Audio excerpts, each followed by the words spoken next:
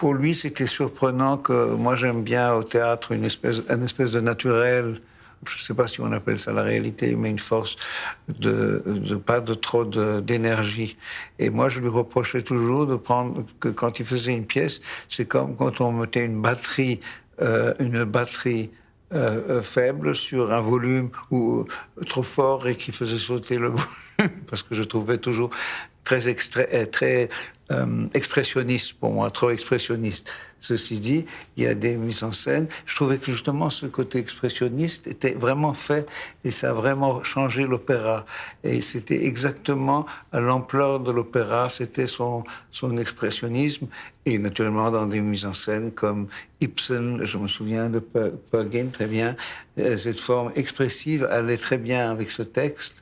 Elle était pour moi toujours elle était extraordinaire dans le Genet, dans les paravents de Genet. J'ai hélas jamais vu le Marivaux, mais par exemple Lulu, je trouvais ça super aussi dans Wozzeck et tout ça. C'est-à-dire que je trouvais toujours qu'à l'opéra, il était beaucoup plus il arrivait vraiment à l'expression de ce qu'il voulait, ce qu'il cherchait.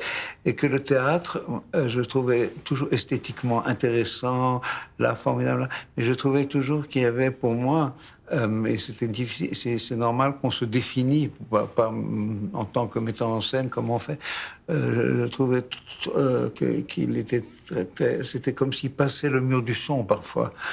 Et alors, je trouve qu'il avait une énorme capacité de voir, d'analyser, de voir dans une pièce, de comprendre des situations, et qui était là formidable. Mais je trouvais que aussi les acteurs m'étaient parfois trop forcés, expressifs. Ceci dit, c'était toujours plus intéressant que n'importe quoi, et que c'était toujours un événement de voir une mise en scène de Chéreau, parce qu'il y avait toujours quelque chose d'excitant et une trouvaille ou quelque chose comme ça. C'était jamais un théâtre ennuyeux. C'était toujours parmi ce qui a été fait dans le XXe siècle et le début du XXIe, de mieux au théâtre. Il y a rien à dire là-dessus.